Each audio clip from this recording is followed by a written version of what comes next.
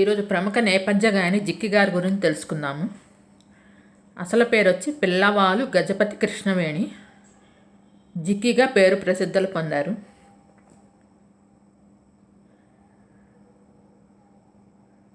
November 1935లో జన్మించారు చెన్నైలో.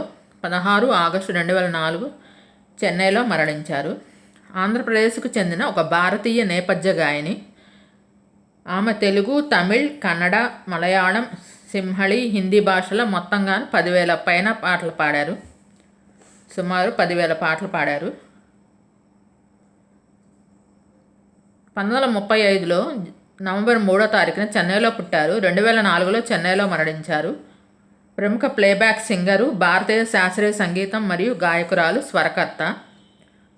1948 నుంచి 2004 దాకా చురుకుగా పనిచేశారు. ఆమె తల్లిదండ్రులు వచ్చి గజపతి రాయుడు, రాజా కాంతమ్మ.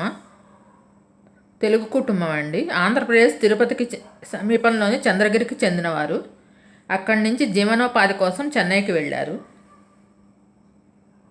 ఆమె మేనమామ దేవరాజు నాయుడు ప్రముఖ కన్నడ థియేటర్ లెజెండ్ మరియు చలనచిత్ర మార్గదర్శకుడు గుబ్బి వీరన్నతో సంగీత స్వరకర్తగా పనిచేశారు.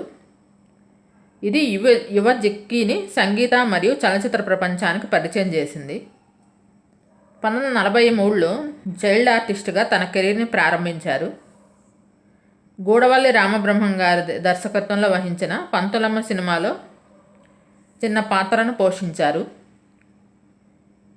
1946లో హాలీవుడ్ చిత్రం ఎక్స్క్యూజ్ మీకి రీమేక్గా అయిన మంగళసూత్రం సినిమాలో కూడా కనిపించారు. ఆ దశలో ఆమె ఎటువంటి సంగీత శిక్షణ పొందనప్పటికీ ఆమె సంగీత పరాక్రమం మరియు మధురమైన స్వరం అప్పటికే గుర్తించబడింది.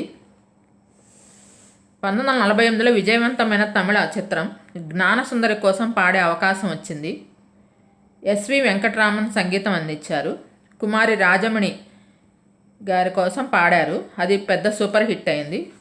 అరుళ్ తారుం దేవా మాటవే అది ఏ ఇష్టజీతి అనే పాట పాడారు. అది ఆమె జీవితంలో మలుపు. బాలనటి కృష్ణవేణిని సాధారణ నేపథ్య గాయని జిక్కిగా మార్చింది.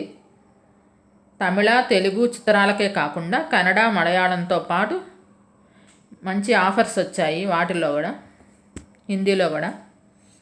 1950లో తమిళ చిత్రం సంసారంలో జెమినికి చెందిన ఎస్ఎస్ వాసన్ ద్వారా కొత్త నేపథ్య గాయకురాలుగా పరిచయమైనప్పుడు ఆమె తన భర్త ఏఎం రాజాను కలిశారు. అతను 1952లో తన నిర్మాణంతో ఎంఆర్ సంపత్ కోసం ఆమెను పాడేలా చేయడం ద్వారా ఆమె హిందీ పరిశ్రమకు కూడా పరిచయం అయ్యారు. పిబి శ్రీనివాస్ గారు కూడా ఆ చిత్రంలో మొదట కోరస్ను పాడారు. ఆ టైంలో మెడ్రాస్లో సింహళ చిత్రాలు నిర్మించబడేవి కావున అందుకని ఆ దశలో ఈవిడ సింహళి చిత్రాలను కూడా పాడారు. పి లీలతో కలిసి 1950 ప్రారంభంలో, పి సుశీల 1950 చివరి నుండి కేంద్ర స్థాయి చేపట్టే వరకు దక్షిణ భారత చలనచిత్ర పరిశ్రమలో సుప్రీంగా పరిపాలించారు.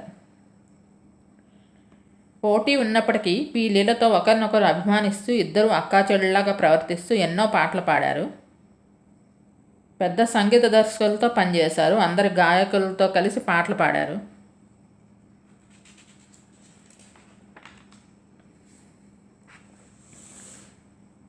మహిళా గాయని మనులందరితో కూడా కలిసి పనిచేశారు. పి లీల నుంచి కేఎస్ చిత్ర దాకా, ఏఎం రాజా గారి దగ్గర నుంచి మనో దాకా, ఎస్వి వెంకటరామన్ నుండి మణిశర్మ దాకా అందరి సంగీత దర్శకులతో, అందరి గాయకులతో పాటలు పాడారు. ఆమెతో పాడిన గాయకులు M K Thyagaraj Bhagavathar, K R Ramaswamy, P Bhanumathi, S Varalakshmi, J P Chandrababu ఉన్నారు. విజయవంతమైన నేపథ్య గాయకులు మరియు సంగీత దర్శకులు ఏఎం రాజాను వివాహం చేసుకున్నారు. వీరి యుగళ గీతాలు సూపర్ హిట్గా నిలిచాయి.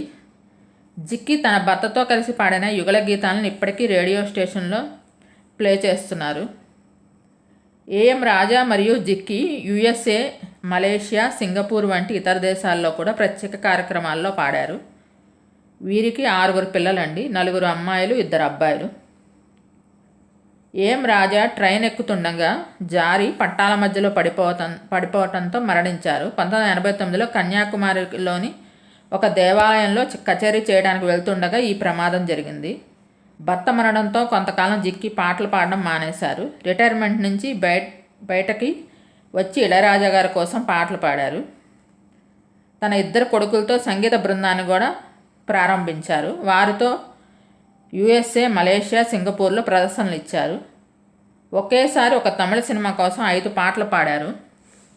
ఒకేసారి 5 పాటల కోసం పాడే అవకాశం ఇచ్చినందున తన పారితోషికం తగ్గించుకోమని నిర్మాతను కోరారు.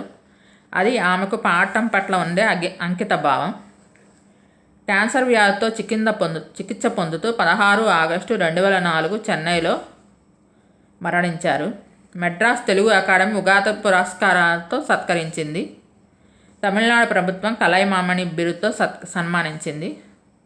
జిక్కి మొత్తం 98 తెలుగు సినిమాల్లో 71 తమిళ సినిమాల్లో పాటలు పాడారు.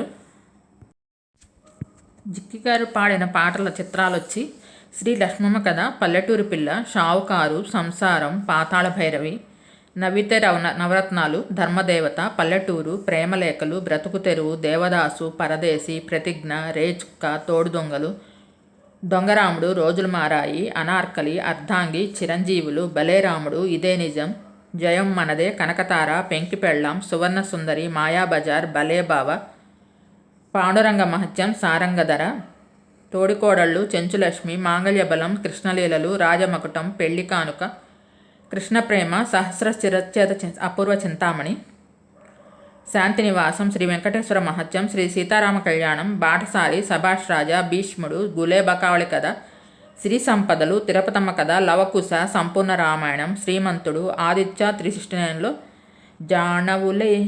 జానవులే అనే పాట పాడారు. సీతారామయ్య గారి మనవరాలు వెలుగు రేఖల వారు